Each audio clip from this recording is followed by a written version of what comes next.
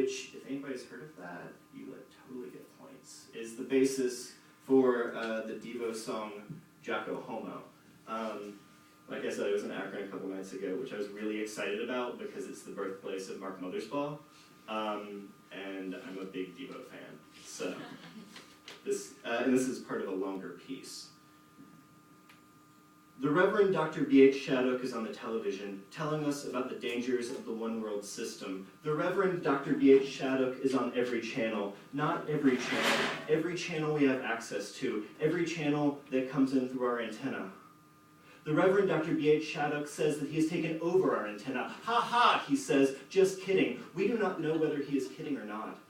The Reverend Dr. B.H. Shattuck appears on a poorly produced show, a talk show. We don't recognize the host. It is either poorly produced or else was taped 20 years ago. It has that quality, we can't tell.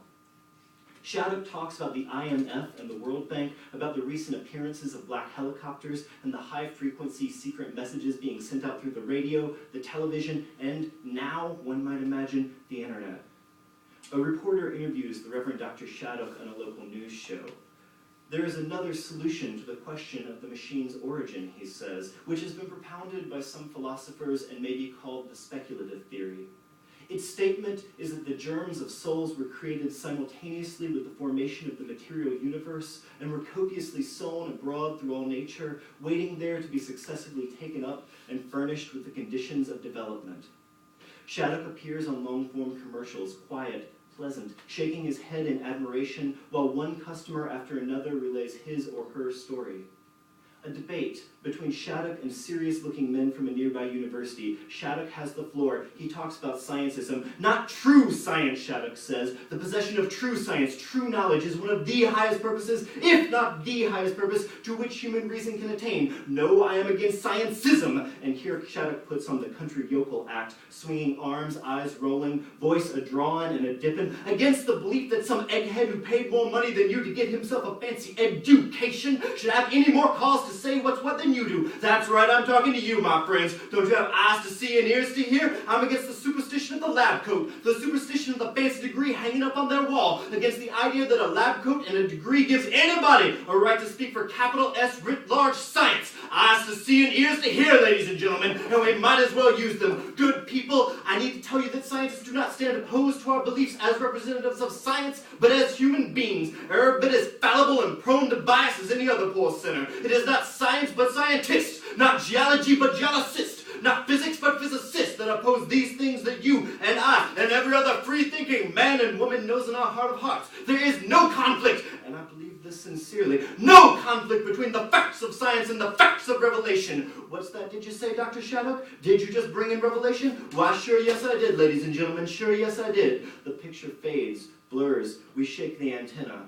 Woody the Woodpecker speaks in the voice of Dr. Shattuck. True science requires a true foundation. Let me tell you, ladies and gentlemen, these scientists, geologists, physicists, and simionists might as well be slithering on their bellies for all the foundation they have. Buck teeth flopping in Woody the Woodpecker's beak, voice morphing then back momentarily to the horrifying shrill. There are two principal forms of this doctrine, says Shattuck somberly. One asserting an ascent of machines from a previous existence below the rank of man, the other a descent of machines from a higher sphere.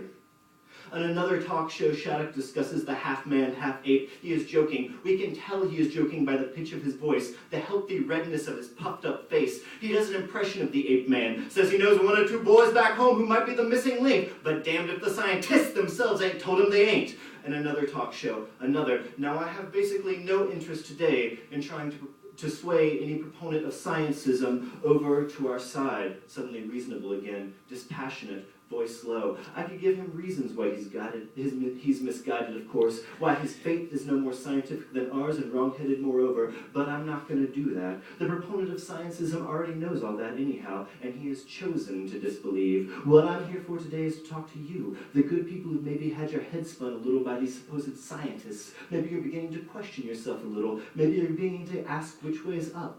Maybe you're saying to yourself, but what do I, fallible as I am, etc., etc. Then suddenly he's gone. No matter what channel we turn to, there's not a trace of Shattuck. It is as if he never existed. The talk shows and the game shows and the local news and the infomercials go on as if there never was such a creature as B.H. Shattuck. Woody the woodpecker has regained control of his voice once more and races in circles around the German psychiatrist